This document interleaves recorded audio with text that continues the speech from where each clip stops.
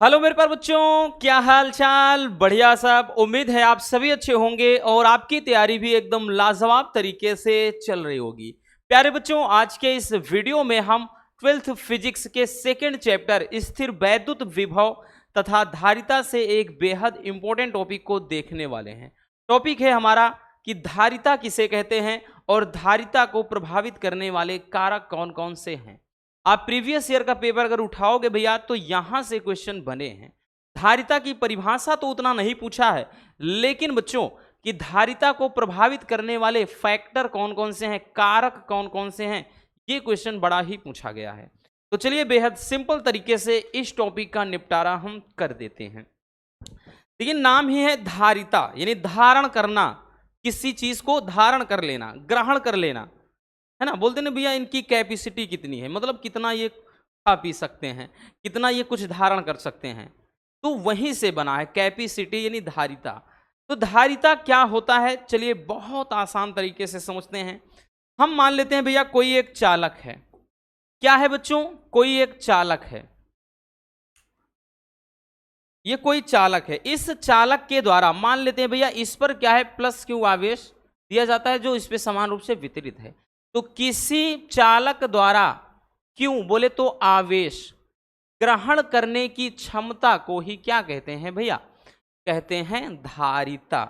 यानी कोई चालक जितना आवेश ग्रहण कर लेता है, वो ग्रहण करने की जो कैपेसिटी होती है भैया, जो क्षमता है ना बच्चों, उसी को बोलते हैं क्या चीज? धारिता। सीधी सी बात। हमको मालूम है जैसे कोई ये चालक तार है और जैसे ही भैया हम क्या करते हैं, इसमें धारा का प्रवाह करते हैं, इसमें जैसे ही धारा का प्रवाह होता है, ठीक, ये पूरी तरह से आवेशित हो जाएगा। यानी इस पर चार्ज जो है, इलेक्ट्रॉन मतलब आवेश जो है भैया क्या है, पूरी तरह से वितरित हो जाएगा, फैल जाएगा। तो ये क्या हो जाएगा? आवेशित हो जाएगा, मतलब इस पर आवेश संचित हो जाएगा। तो यही जो क्षमता होती है ना, आवेश इकट्ठा होने की जो क्षमता है भैया, उसी को कहते हैं बुआ धारिता। तो परिभाषा समझ में आ गया। इसके अलावा भी एक परिभाषा है, लेकिन ये तो एकदम आसान वाला है, एकदम हलवा है, मक्खन है। ठीक है, तो चलिए सबसे पहले भाई हम इसकी परिभाषा लिख लेते हैं बच्चों कि धारिता की परिभाषा क्या होती है। तो भी हमने क्या बताया, किसी आवेश के किसी चालक के द्वारा आवेश ग्रहण करने की क्षमता को धारिता कहते हैं। तो लिखेंगे भैया परिभाषा, किसी चालक द्वारा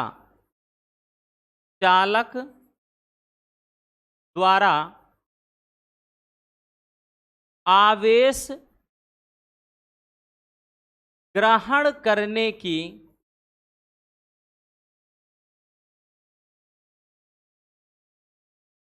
क्षमता को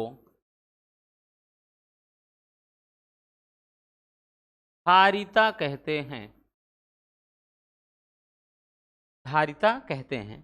और धारिता को बात कर लें भैया तो इसे कैपिटल सी से दर्शाते हैं।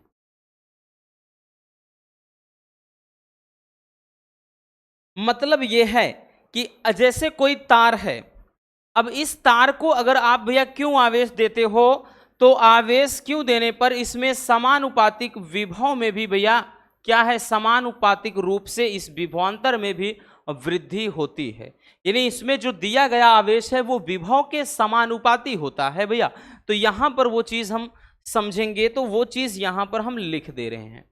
इसको अपन लिखेंगे भैया स्टार बना करके, लिखेंगे कि किसी चालक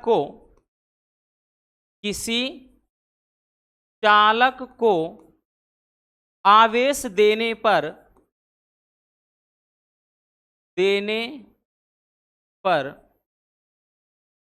उसमें समानुपातिक रूप में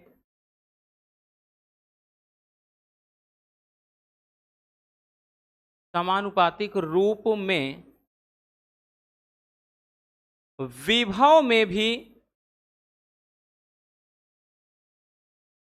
वृद्धि होती है। भैया मतलब विभवांतर में भी वृद्धि होगी। कहने का मतलब बच्चों, अगर हम आवेश Q देते हैं तो ये विभवांतर के बराबर होगा भैया। जब यहाँ पर Q बराबर करेंगे बच्चों तो यहीं पर कांस्टेंट C आ जाता है इनटू V, या फिर हम इसको जब C बराबर लिखते हैं, कैपिटल ये C बराबर लिखेंगे भैया तो Q अपान V, यही फार्मूला निकल कर आ जाता है, जो कि क्या है भैया, किस चीज का, धारिता का फार्मूला है। तो C बराबर Q अपान V यहीं से निकलता है। ठीक है, यहीं से क्या है, निकलता है ये फार्मूला।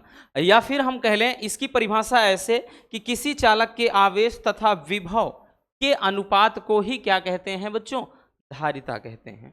ठीक है, तो यहां एक परिभाषा हम अथवा में और लिख दे रहे हैं।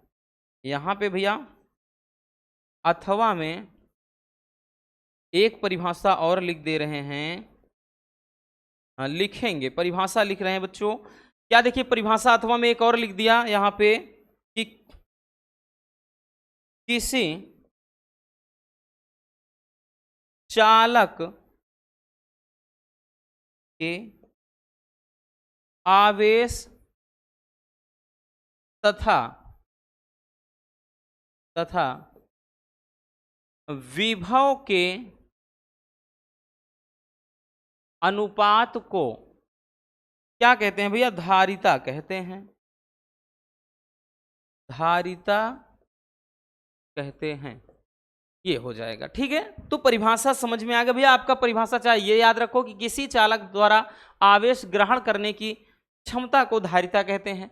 फिर हमने बताया कि जब भी किसी चालक को हम आवेश देते हैं तो उसमें समानुपातिक रूप से विभव में भी वृद्धि होती है, यानी जो Q है वो प्रोपोर्शनल V के है भैया। अब ये जो इसको हम बराबर लगाएंगे, ये प्रोपोर्शनल का चिन्ह हटाकर, तो ये कांस्टेंट कुछ ना कुछ लग जाता है, तो C इंटू ये V, जहां पर C बराबर भैया Q अपान V, और यही C क्या है बच्चों, धारिता है। और इसी के बारे में हमको परिभाषा यहाँ देखना है, या फिर इसी फार्मूले से एक परिभाषा हम बना देंगे कि किसी चालक के आवेश Q तथा विभव V के अनुपात को धारिता कहते हैं। तो ये तो रहा भैया आपके क्या चीज, परिभाषा, और भैया ये फार्मूला। मात्रक क्या होगा बच्चों, मात्रक यहीं से देखिए कि भैया मात्रक क्या है, आवेश का मात्रक कूलाम, नीचे विभव का मात्रक वोल्ट, कूलाम प्रति वोल्ट, कूलाम प्रति वोल्ट। तो यहां पे भैया कहां मात्रक कहां लिखते हैं, एक मिनट आगे देखते हैं। ठीक, इसको भी रफ कर देते हैं। देखिए इसका मात्रक निकाल लेते हैं। मात्रक भैया, मात्रक अभी देखा हमने, फार्मूला क्या बताया भाई, फार्मूला देखिए मात्रक कैसे निकलेगा, फार्मूला है C बराबर Q अपान V, ये फार्मूला है ना। इसी फार्मूले से भैया अब मात्रक निकालेंगे बच्चों, तो इसका मात्रक क्या हो जाएगा, यहां पर आवेश का मात्रक है कूलाम और विभव का मात्रक वोल्ट, तो कूलाम प्रति वोल्ट, या फिर बच्चों इसी को क्या बोल देंगे भैया, इसी को कहा जाता है फैरड। धारिता का मात्रक क्या होता है, फैरड। ठीक है, याद रखना। तो मात्रक भैया क्या, कूलाम प्रति वोल्ट या फैरड।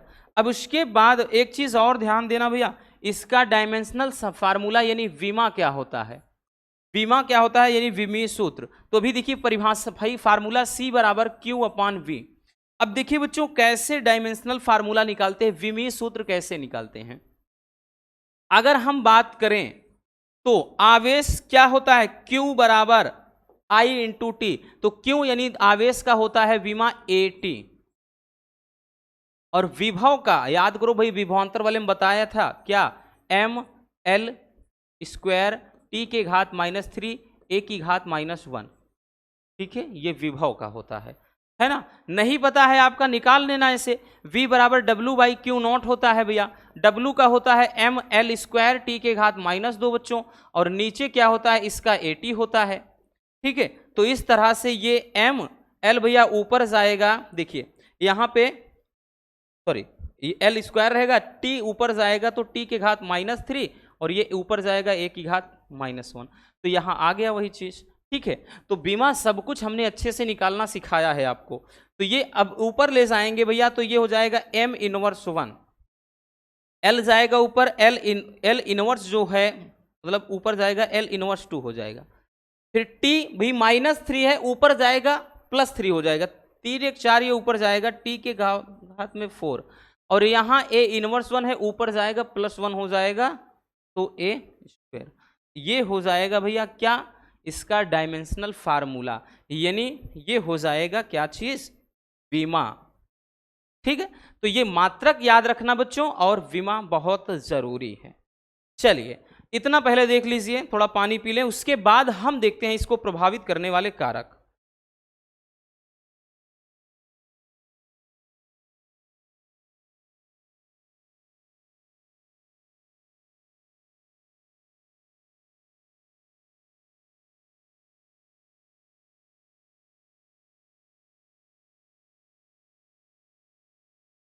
हो गया ना भैया, इतना चीज याद रखना। देखिए और एक चीज इसमें, हाँ एक चीज और बच्चों थोड़ा बताना भूल गए, याद रखना भैया एक चीज, जैसे इसमें परिवर्तन वाला जो चीज कुछ पूछा जाता है, जैसे अगर यहां पे पूछ ले 1 माइक्रोफैरड पूछा जाता है अक्सर, क्योंकि उसमें न्यूमेरिकल जो भी लगेगा ऐसे नहीं दिया रहता।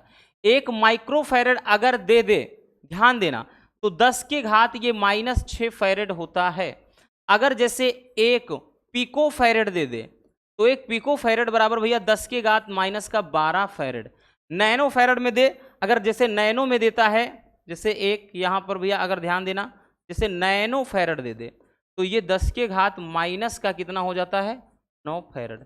तो ये कुछ चीज़ें ऐसी होती हैं कि आपको अपने जहन में रखनी होंगी। ठीक है, तो ये न्यूमेरिकल में, हालांकि भाई काम वाली चीज़ें हैं, न्यूमेरिकल में अक्सर माइक्रोफैरड में दे देता है मान, पिकोफैरड में देता है, ज़्यादातर तो माइक्रो और पिको में देगा। तो याद रखना, माइक्रो का मतलब 10 के घात -6, पिको में रहेगा 10 के घात -12। चलिए अब इसको प्रभावित करने वाले कारक हम देख लेते हैं। ठीक है, तो हमारी हेडिंग होगी भैया कि धारिता को प्रभावित करने वाले कारक, धारिता को प्रभावित करने वाले कारक, करने वाले कारक, यानी धारिता को ऐसे कौन कौन से कारक हैं भैया जो प्रभावित कर सकते हैं, ठीक है, या करते हैं। तो धारिता को प्रभावित करने वाले कारक में बात कर लें बबुआ, तो सबसे जो पहला होता है वो है चालक का क्षेत्रफल, चालक का क्षेत्रफल। ठीक है, चालक का क्षेत्रफल। देखिए भैया, किसी भी चालक का क्षेत्रफल बढ़ाने पर, अगर चालक का क्षेत्रफल बढ़ेगा तो ज्यादा से ज्यादा आवेश उस पर क्या है, स्थापित किया जा सकता है। तो हम यूं कह लें कि चालक का क्षेत्रफल बढ़ाने पर क्या होता है भैया, धारिता का मान भी बढ़ जाएगा।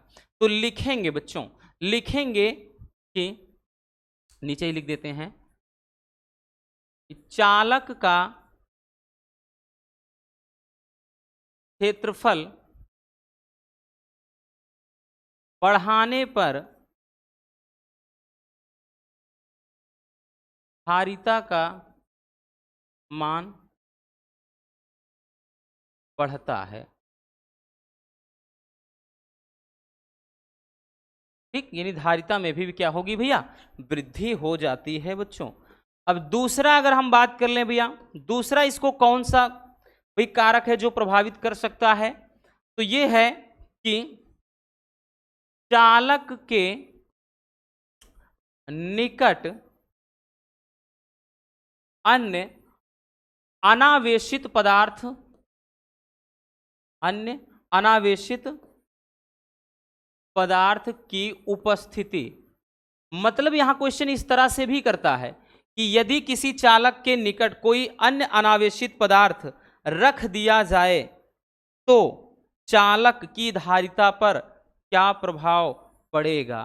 तो याद रखना बच्चों कि इससे क्या होगा भैया, क्या प्रभाव पड़ेगा, इसमें भी चालक की धारिता जो है भैया वो क्या है, बढ़ जाती है। तो यहां पर लिखेंगे, लिखेंगे क्या कि चालक के निकट कोई अन्य अनावेशित पदार्थ रखने पर की उपस्थिति से, या रखने पर ऐसे लिख दें, की उपस्थिति से धारिता बढ़ जाता है या बढ़ जाती है। ठीक, धारिता बढ़ जाती है, यानी धारिता का मान क्या हो जाएगा भैया, बढ़ जाएगा इस केस में भी। ठीक है, अब उसके बाद बच्चों अगर हम बात कर लें तीसरा केस क्या है, तीसरा है कि चालक के चारों तरफ, जैसे कोई चालक है, चालक के चारों के परावैद्युतांक का कोई माध्यम हो, तो लिखेंगे चालक के चारों ओर के परावैद्युतांक का माध्यम हो, के परावैद्युतांक का माध्यम हो। ठीक है, मतलब अगर हम भैया चालक के चारों ओर के परावैद्युतांक का कोई माध्यम रख दें, तब कह रहा है कि धारिता पर क्या प्रभाव पड़ेगा, तो ऐसे केसेस में भी भैया धारिता का मान क्या है, बढ़ जाएगा। ठीक है, तो यहां पर भी क्या हो जाएगा, तो लिखेंगे कि चालक के चारों ओर के परावैद्युतांक का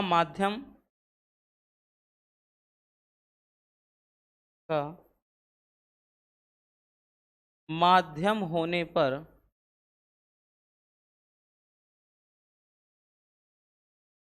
धारिता बढ़ जाती है। तो कुछ भी इसमें डिफिकल्ट नहीं है या फिर कठिन नहीं है। तो धारिता को प्रभावित करने वाले तीन प्रमुख फैक्टर हैं भैया, तीन प्रमुख कारक हैं। पहला, चालक का क्षेत्रफल। अगर चालक के क्षेत्रफल में, देखिए ये टेक्निकल क्वेश्चन होते हैं, क्वेश्चन ऐसे करेगा कि चालक के क्षेत्रफल में वृद्धि करने पर धारिता के मान में क्या परिवर्तन होता है, पूछा जाता है। हर एक सेट में इस टाइप का एक क्वेश्चन दे देगा। तो याद रखना कि चालक का क्षेत्रफल बढ़ने पर भैया क्या है, धारिता का मान भी बढ़ता है। और चालक के निकट यदि कोई अन्य अनावेशित पदार्थ की उपस्थिति हो जाए, तब भी क्या होगा भैया, इससे भी धारिता का मान बढ़ जाएगा। यदि चालक के चारों ओर कोई के परावैद्युतांक का कोई माध्यम हो, मतलब ऐसा माध्यम हो जिसका परावैद्युतांक के है, तब भी भैया धारिता बढ़ जाएगी। तो यूं कह सकते हैं कि इन तीनों केसेस में धारिता का मान बढ़ेगा। आई बात समझ में रसगुल्लों? चलिए स्क्रीनशॉट कर लीजिएगा भैया स्टार्टिंग से, बच्चों साइड हट जा रहे हैं हम। हो गया ना, आगे चलते हैं। ये दूसरा भैया हो गया, और उसके बाद ये धारिता को प्रभावित करने वाले कारक कर लीजिए। ठीक है, हो गया। तो बस आज के इस वीडियो में इतना ही। उम्मीद है मेरे प्यारे रसगुल्लों को ये टॉपिक अच्छे से समझ में आ गया होगा। अभी भैया ये चैप्टर खत्म होने के बाद हम कोशिश करेंगे कि वन शॉट भी लेकर चलते रहें, जिसमें 2 घंटे 3 घंटे की वीडियो में हम पूरे चैप्टर को ही निपटा देंगे। क्योंकि विगत ईयर में जिस तरह से और अब की बार भी जिस तरह से हुआ है, तो आगामी बोर्ड एग्जाम में आप सबके लिए भी वही होगा। ऐसा नहीं है कि भैया हाँ उधर बहुत ज़्यादा मेहनत कर दिया, आपके लिए नहीं। नहीं बच्चों, आपके लिए दिलों और जान से जैसे लगते हैं भैया, वैसे लगे रहेंगे। मिलते हैं किसी और शानदार टॉपिक के साथ। Love you, bye bye, take care. और हाँ, एक प्यारा सा कमेंट बॉक्स में छोड़ दीजिएगा।